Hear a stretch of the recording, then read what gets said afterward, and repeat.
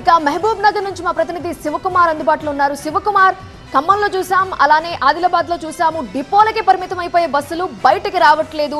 Situation ఏంటి అక్కడ?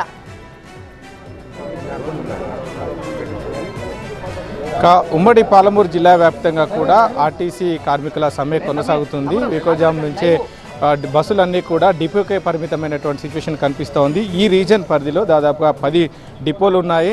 925 పైచిలకు ఆర్టీసీ బస్సులు కూడా నిత్యం రాకపోకలు సాగిస్తూ ఉంటాయి. దాదాపుగా ప్రతిరోజు 4 లక్షల పైచిలకు ప్రయాణికులు ఈ గమ్యస్థానాలను చేరుస్తూ ఉంది ఈ మహబూబ్నగర్ రీజనల్ పరిధిలో ఉన్నటువంటి డిపోలు. అయితే ప్రస్తుతానికి ఆర్టీసీ కార్మికులు తీసుకున్నటువంటి సమ్మెతో పూర్తిగా బస్సులన్నీ డిపోలలోనే నిలిచిపోయినటువంటి పరిస్థితి ఉంది. ప్రయాణికులు తీవ్ర ఇబ్బందులు పడుతున్నటువంటి సిచ్యువేషన్ అయితే కనిపిస్తుంది. వేకోజాం నుంచే కార్మికులంతా కూడా సమ్మెలో పాల్గొనడం, ముఖ్యంగా డిపోల ముందు ఆందోళన కూడా నిర్వహిస్తున్నటువంటి సిచ్యువేషన్ అయితే ఉంది. మనతో పాటు కొంతమంది ఆర్టీసీ కార్మికులు ఉన్నారు, వారిని అడిగి మరిన్ని వివరాలు తెలుసుకుందాం. చెప్పండి, ఎటువంటి డిమాండ్లు ప్రతిపాదన మీరు ప్రభుత్వానికి పెట్టారు, ఎంతవరకు ఉంది, దీనికి సంబంధించి ఎలా కొనసాగబోతోంది? మా డిమాండ్ ఆర్టీసీని పరిరక్షించాలి, కార్మికుల హక్కులను కూడా వాళ్ళు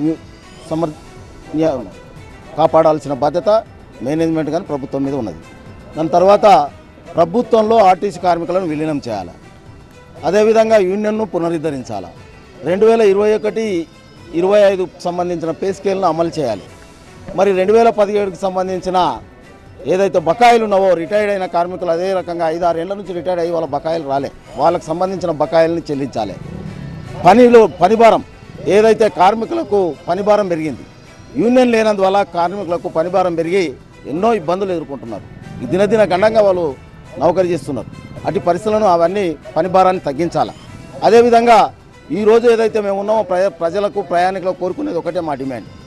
ఏదైతే ఇప్పుడు ఉన్నటువంటి గౌరవ ముఖ్యమంత్రి గారు ఆ రోజు మేనిఫెస్టోలో పొందుపరిచారు, మేనిఫెస్టోలో పిసిసి అధ్యక్షులు మేనిఫెస్టోలో పొందుపరిచి మేము ఏదైతే మీ న్యాయమైన డిమాండ్లను చేస్తామో ఆ న్యాయమైన డిమాండ్లను అమలుపరచమని మేము చేస్తున్నాం. మీరు పొందుపరిచిన డిమాండ్లను అమలుపరచమని చేస్తున్నాం. ముఖ్యంగా చూస్తే మాత్రం తమ న్యాయపరమైనటువంటి డిమాండ్లను ప్రభుత్వం పరిష్కరించాలి, తాము ప్రయాణికులకు సంబంధించి కావచ్చు ఆర్టీసీని పరిరక్షణ కోసమే కృషి చేస్తున్నటువంటి అంశాన్ని అయితే ఆర్టీసీ కార్మికులు అయితే చెప్తా ఉన్నారు. ప్రభుత్వం దిగొచ్చే వరకు తమ సమ్మె కొనసాగుతున్నటువంటి అంశాన్ని కూడా వారు స్పష్టం చేస్తూ ఉన్నారు. రైట్ శివకుమార్.